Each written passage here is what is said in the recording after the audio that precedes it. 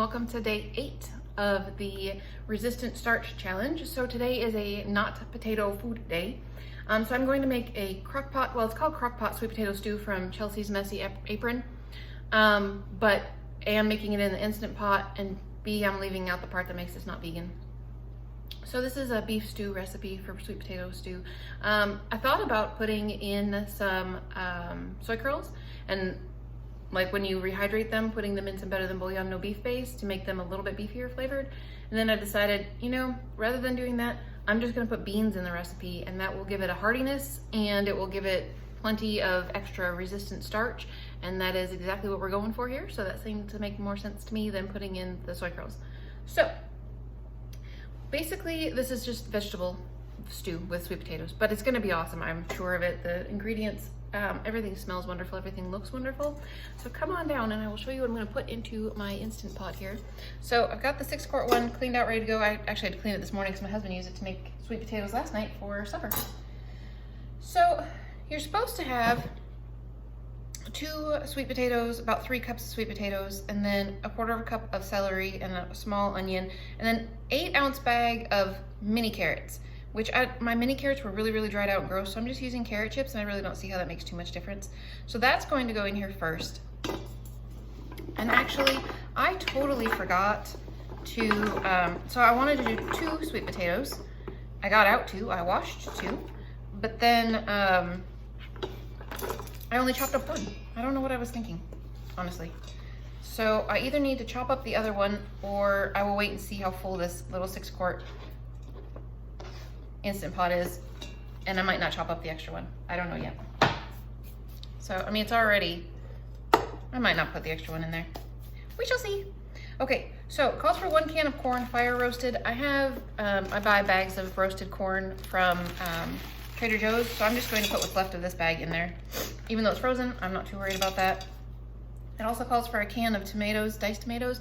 Also, again, fire roasted if you can find them. I can find fire roasted tomatoes that are no sodium added in the Muir Glen brand, but they're so much more expensive. So when they're on sale at Sprouts, I'll buy a whole bunch of them.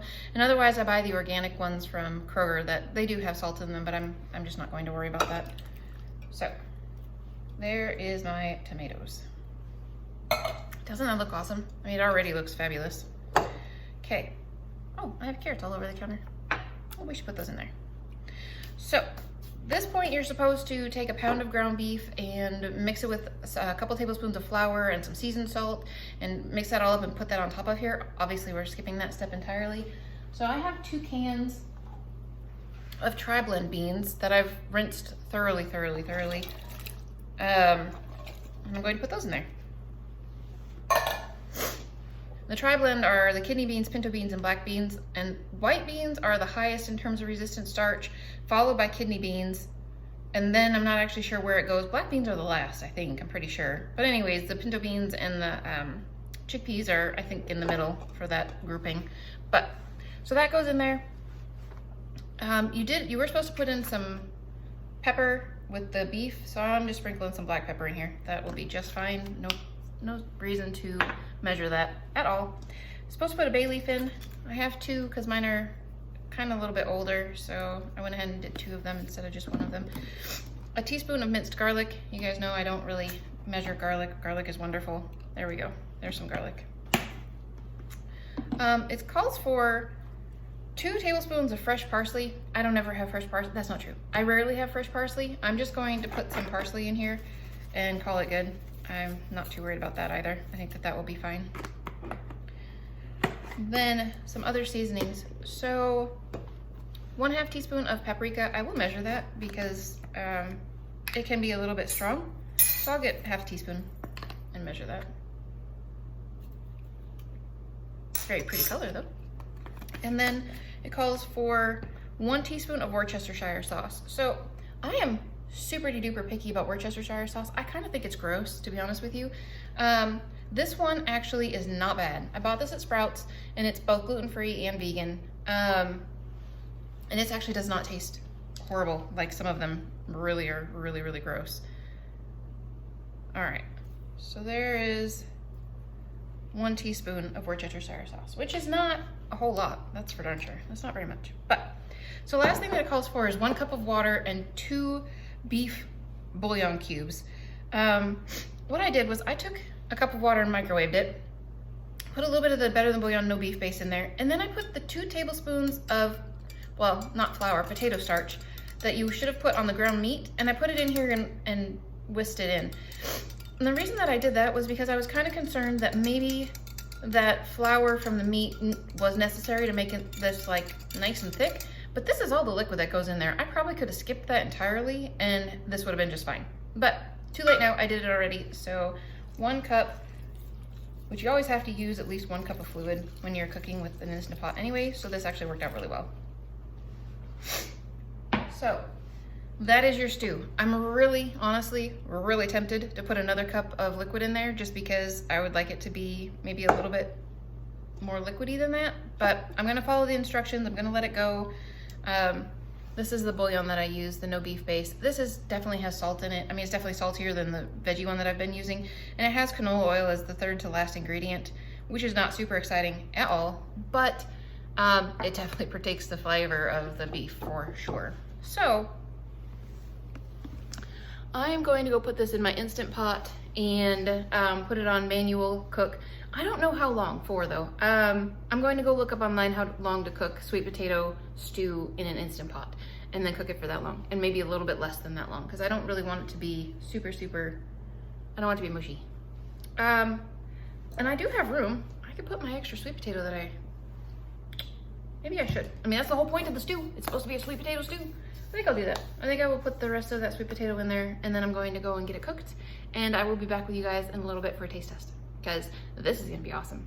You know, I did debate not putting the beans in here and putting them after the soup was completely done because they're already cooked. They really don't need to be cooked again, but I thought maybe it would help with the flavor of mixing everything together. So I went ahead and put them in there.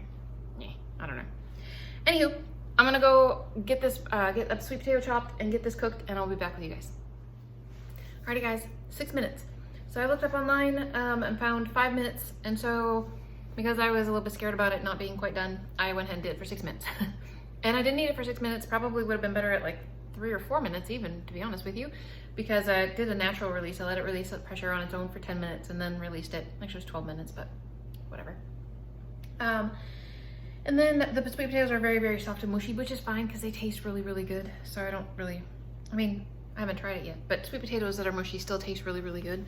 So there is, there is some sweet potato stew. It looks amazing. It looks super, super, super good, especially with the roasted corn and the roasted tomatoes.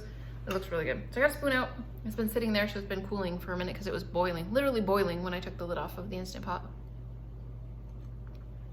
Still hot. It's very good. If you like things that are a little bit sweeter, this would be a really good recipe to try. It's definitely sweet with the sweet potatoes. It's very, very good. Yummy. So I have that bowl that you just saw, a square. It's not a bowl. Is it a bowl when it's still square? I don't know. Anyway, the container that you just saw, I have 2 of those I'm gonna take with me. I'm gonna take a massive apple to eat because I want to. I know it's not a resistant starch, but really the only fruits that are resistant starches are, I believe, are unripened bananas and plantains. I could be wrong. There might be a couple others that are a resistant starch. I just can't remember at the moment, but you can't see my bananas right now. They're like super brown.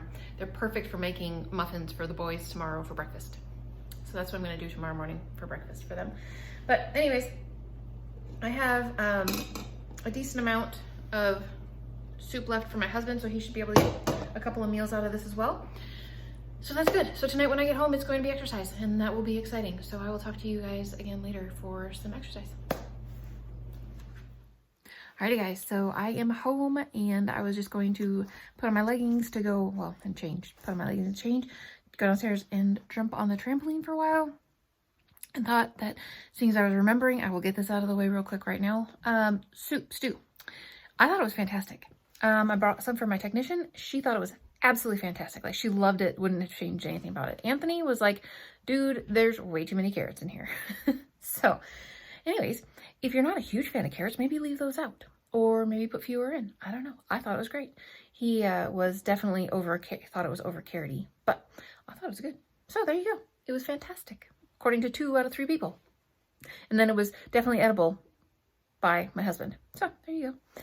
Anyways, I don't feel like doing anything overly industrious, so I'm just going to do the trampoline because I can listen to a book on audio and I can jump because I got replaced the little earbuds on the bottom of my headphones because they actually stay in my ear.